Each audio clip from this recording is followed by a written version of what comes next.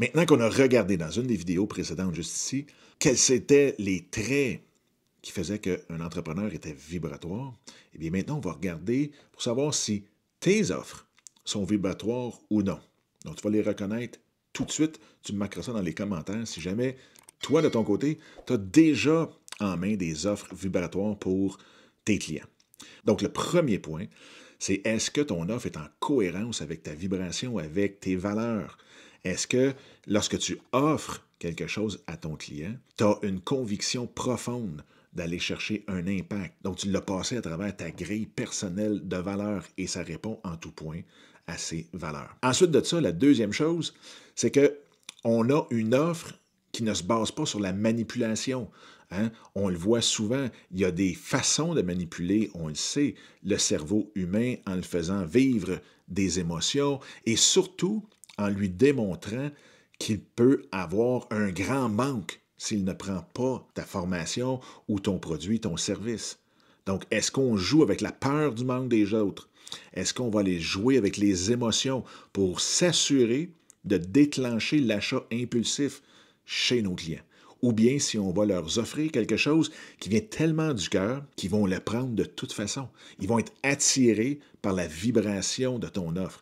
Ton offre va vendre par elle-même. Le troisième point, c'est est-ce que ton offre, tu lui as pensé en ayant tes clients, en ayant ton audience en tête, d'avoir ce réel impact-là?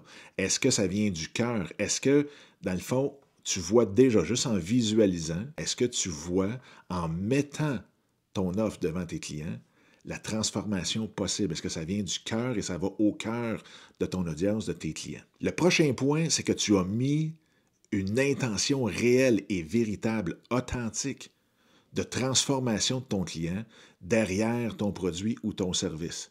Ce n'est pas seulement juste pour « Oh, il y a un besoin, on est capable de... ils vont l'acheter ». Est-ce que tu crées le besoin ou tu offres une transformation? Est-ce que tu vas là pour démontrer à ton client qu'il a un besoin, qu'il doit avoir ça?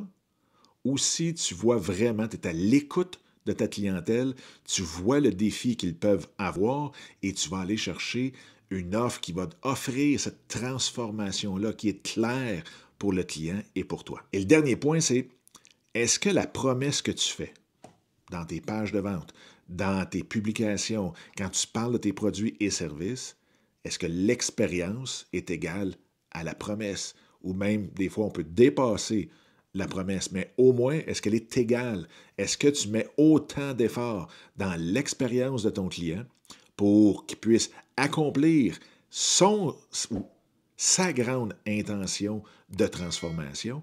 Est-ce que tu mets autant d'efforts là-dessus que sur ta page de vente? Est-ce qu'une fois qu'il a acheté, tu disparais ou c'est un petit peu plus, si on veut, en bon québécois, broche à foin? Donc vraiment, c'est vraiment les 5 points principaux pour savoir si ton offre est vibratoire ou non. Tu me mettras dans les commentaires, tes offres sont à quel pourcentage vibratoire?